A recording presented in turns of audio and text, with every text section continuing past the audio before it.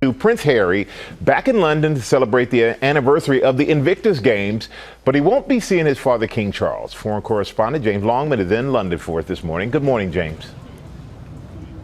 Yeah, good morning, Michael. Prince Harry is back in the UK. It was supposed to be Prince Harry's big redemption arc, a bold return to the UK, standing tall among the very veterans who once saw him as one of their own. A moment to win back respect and silence the critics. But that image crumbled in an instant. British TV icon Graham Norton took a swing on live air, joking that Harry might not even show up to the 2027 Invictus Games. The crowd laughed, loud, and just like that, what was once Harry's proudest legacy became a national punchline. Invictus is no longer a celebration of service. It's become a symbol of disgrace, and according to palace insiders, King Charles is livid.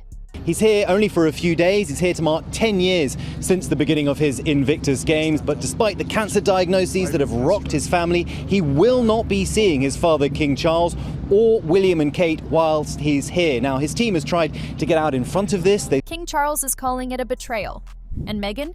She's vanished from the spotlight. What started as a cheeky TV moment has spiraled into a full-blown royal humiliation, raw, public, and deeply personal.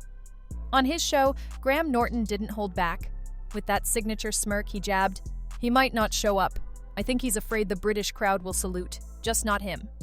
The audience erupted, but behind the scenes, no one was laughing. That wasn't just comedy, it was a national pulse check. A sharp collective statement that even the UK's most beloved host now sees Harry as the punchline, not the prince.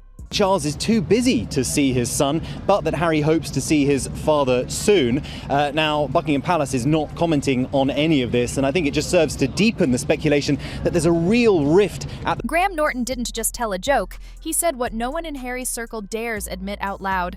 Prince Harry is no longer welcome in the country he once called home. And the public? They made that crystal clear. Social media erupted. Clips of the moment went viral in minutes.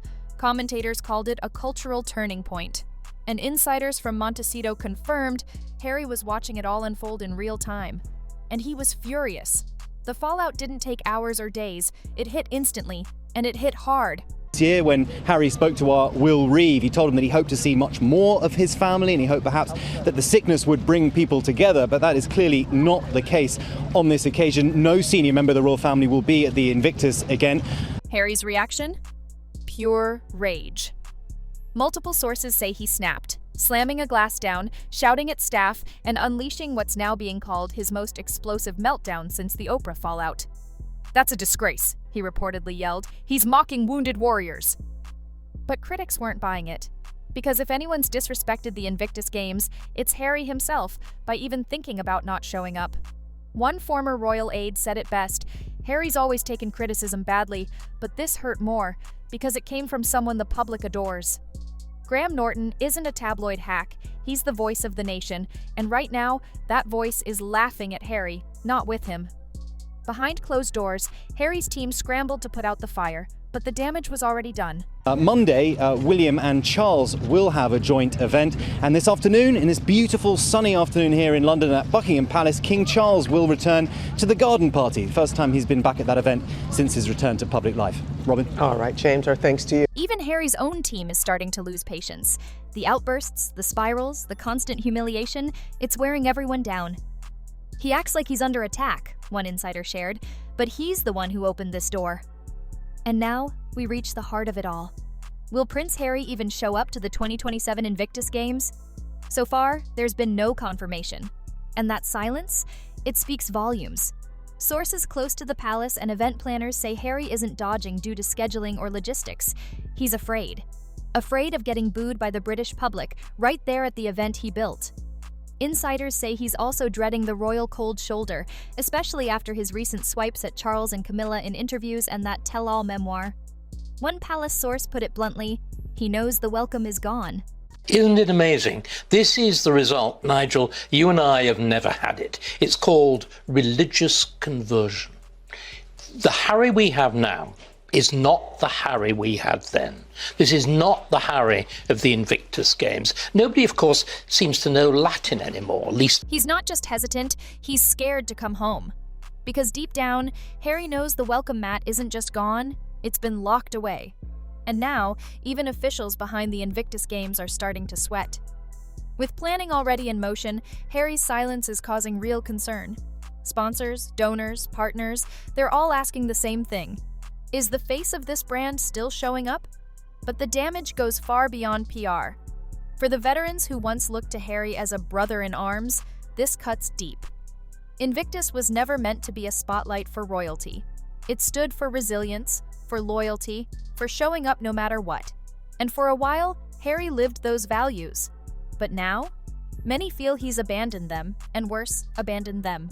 What's he done now? He's been persuaded of the doctrine of woke and the doctrine of mental health. God help him. And it's like a religious conversion. Every value that this man believed in before. One former Royal Marine, who competed in 3 Invictus Games, didn't hold back. Speaking anonymously to The Telegraph, he said, "He was one of us. Now he's just another Hollywood name who dipped his toe into our world when it suited him. If he doesn't show up, we'll know. He's lost his way." That bitterness is spreading. More and more veterans are calling out the contradiction, how Harry keeps preaching about service while living in luxury, surrounded by Hollywood handlers. As one wounded soldier posted on X, "You can't talk about purpose from a Montecito mansion. You have to show up when it matters." And right now, that absence is starting to feel like a full-on betrayal. Invictus, once Harry's crown jewel, is slipping through his fingers. To his grandmother, to his father. We see what the problem is with the new gospel, the new heresy of woke and of mental well-being. It's a gospel. Invictus may now be slipping from Harry's grasp, and inside the palace, the mood has turned ice cold. Senior royal sources say King Charles is not just disappointed, he's furious. Behind closed doors, he's called Harry's silence a betrayal of duty and labeled his behavior disgraceful. But this isn't just a father upset with his son. To Charles, Invictus is one of the last noble things Harry did before torching every royal bridge. And now, even that is unraveling. One insider revealed the king has drawn a clear line. Harry's attendance isn't optional. It's a responsibility. And the longer he stays quiet, the louder it screams where his priorities truly lie. But you know what, Nigel? What struck me about the whole thing was everything is so bloody petty. You look at it. We had a dispute about a tiara, a bridesmaid's dress. Do you know what?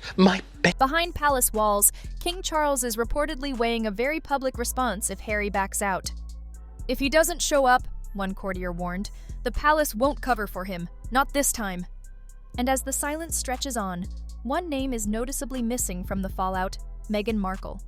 Is she the one advising Harry to stay away?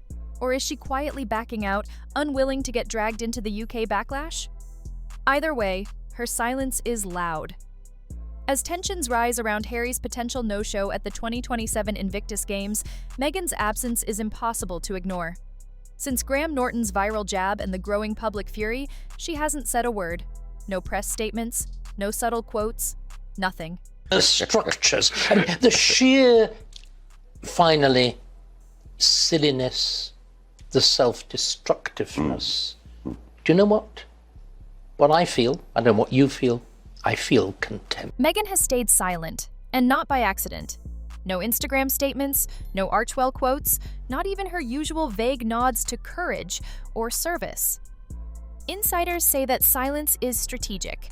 From the beginning, Meghan reportedly told Harry not to attend the London-based games. Why?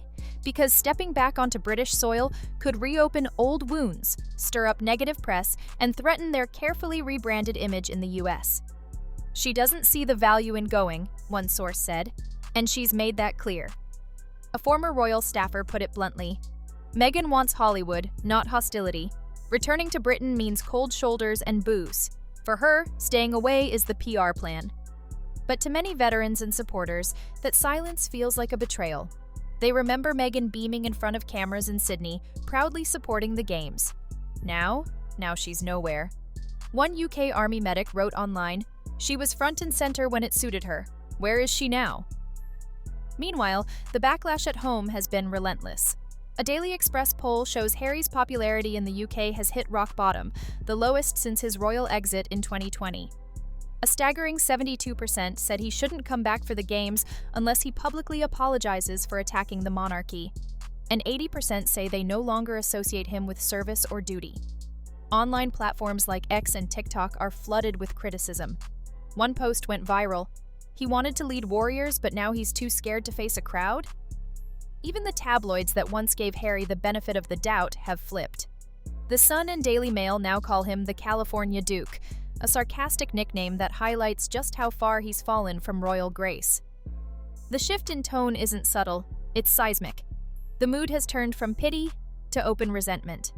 But perhaps the most chilling insight comes straight from the palace. Royal insiders confirm what many have long suspected. Harry isn't scared of the press or the firm, he's scared of the people. A senior aide told The Times, he's terrified of being booed. The moment he steps off that plane, the cameras will catch every frown, every cold shoulder. And Harry knows this isn't paranoia, it's precedent. Since leaving the monarchy, Harry's faced frozen stares at Queen Elizabeth's funeral, the coronation, and every public event since. The same crowd that once cheered now sees him as a traitor to tradition. And instead of facing the backlash, he's retreated to Montecito, where every appearance is polished, scripted, and safe. But experts say that safe space is shrinking fast. Unless Harry starts rebuilding trust with the British public, starting with Invictus, his global relevance could collapse. And if he thought the media would eventually soften, he was wrong. The tone has hardened. Articles that once sympathized now call him hypocritical, disconnected, and obsessed with image over impact. One brutal Telegraph op-ed declared, he says he stands for veterans, but won't stand on the soil they fought for. Even American outlets like Variety and The Hollywood Reporter are starting to question whether the Sussex brand has anything left. Meghan's podcast? Cancelled. Their Netflix shows? Flopped. And now, Harry, skipping out on the one event that gave him purpose, has become a punchline. As one podcast host joked, he's not the people's prince anymore, he's the prince of cancellations.